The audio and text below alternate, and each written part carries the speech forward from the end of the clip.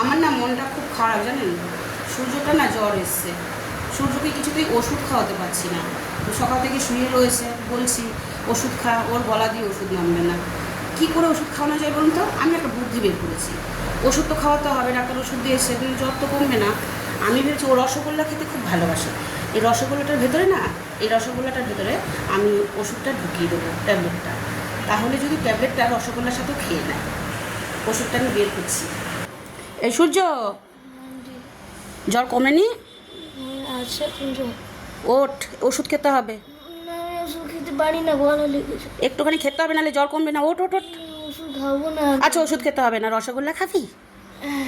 হ্যাঁ, হ্যাঁ আচ্ছা ওঠ, তাহলে একটা রসগোল্লা খা, ওঠ। ওষুধটা না ঢুকিয়ে দিয়েছি, বুঝেছেন তো, রসগোল্লাটার ভেতরে। এবার যদিও খেলে জ্বরটা কমে ওর। সূর্য উঠেছিস?